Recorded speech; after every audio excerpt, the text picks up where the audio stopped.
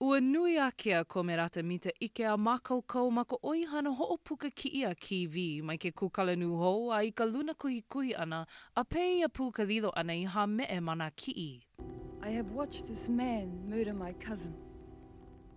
He leo kupa ano hoʻi ke ia ma ke kākoʻo ana I kona poʻe kalako e imi ana a me ka hoʻolaha ana aku I nā moʻolelo ana Māori ma o ka ʻōlelo a me ke kuana ike Māori no hoʻi. O ke kahi o kānamo, hana koʻikoʻi loa noa naʻe I vain o ia mau mea a pau. O ia hoʻi kona aʻoaʻo a hoʻokele ana I nā o pio o ka hanauna hou ma Hawaiʻi nei ma kēia oihana. A pē ia hoʻi ke kahi o ko ʻāhaʻi ʻōlelo ola no hoʻi.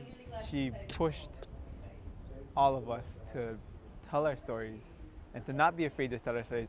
She made me realize that my stories growing up in Hawaii were important. And there was a place for them, and it was unique enough to be heard. No aina pai kai, ke kahi o kānamo hou mana I hoʻolele I aku nei kānamo ki I pōkole mana hoʻolaulea ki I oni ma Hawaiʻi nei. Hoʻomanaʻo o ia I ko Merata paipai maoli ana ia I hoʻi kai ka hou aku I kona ike a mākau. When she told me that, it made me believe in myself.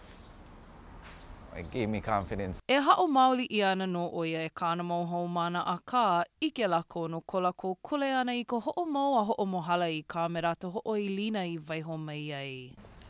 If she was here, she would be super happy about what we're doing as far as building up the Hawaiian language, a media community, and knows that we're going to take it even a step further.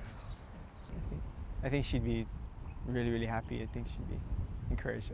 I wish she was here. I really wish she was here.